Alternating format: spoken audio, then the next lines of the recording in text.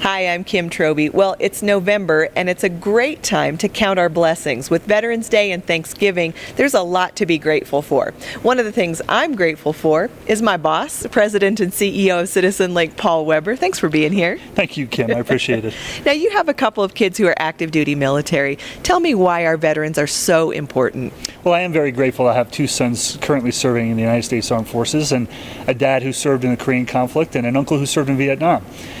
The wonderful thing about Veterans Day is it causes us to remember the sacrifices of the men and women who served throughout the history of this great nation to preserve our liberty. And that really is what we're trying to do here at CitizenLink, is preserve our religious liberty. And that's why I'm so honored to remember the veterans who served so selflessly in our United States Armed Forces. I'm glad that you brought up our religious freedoms, because they are really coming under attack. And at this time of the year, when we're talking about being thankful, really religious freedom being in the Constitution is something that we should really remember and be grateful for. Tell me a little bit about what CitizenLink is doing to help preserve religious freedom in our country. Well, religious liberty, Kim, as you know, is our very first liberty. The Pilgrims suffered a transatlantic voyage for the very first liberty that we get to enjoy these hundreds of years later. I was born in Plymouth, so I have a little bit of a history there. But religious liberty is really the paramount, or the foundation of our nation. It's really what CitizenLink is called here to preserve and protect. And we do that through 38 state-based organizations called our Family Policy Alliance, if you will. And we serve those organizations to help strengthen them, to, in the state capitals, preserve our religious liberty, our first liberty throughout the nation. It's so good.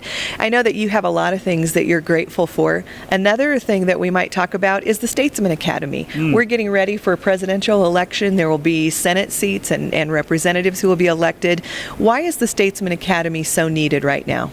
I'm glad you brought up the Statesman Academy, because as we do remember what we're thankful for with Thanksgiving, and as we remember our veterans who served to preserve our liberty, the Statesman Academy that CitizenLink will be launching this summer is the future for our nation. We are going to be training and equipping young men and women who want to go into politics almost as a mission field, to bring about transformation from within, to remember the legacy of those who've gone before, the founders, and then to preserve that legacy going forward.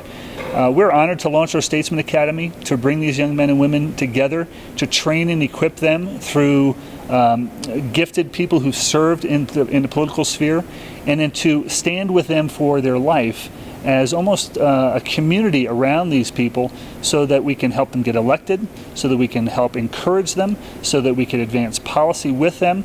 And that's why I'm really excited about the Statesman Academy, is that remembering our past and in projecting that into the future.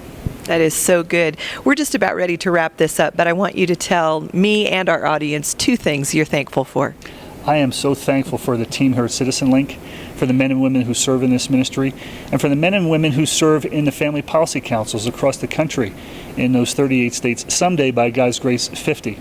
I'm thankful to live here in the United States of America, and I want to do all I can to protect and preserve it, to once again have a nation where God is honored, religious freedom flourishes, families, the bedrock of our society, thrives, and life is once again cherished. And I'm so thankful for you people out there who support us, who pray for us, who encourage us, and who don't give up and don't lose hope. So don't forget your attitude of gratitude this November. Have a great Thanksgiving.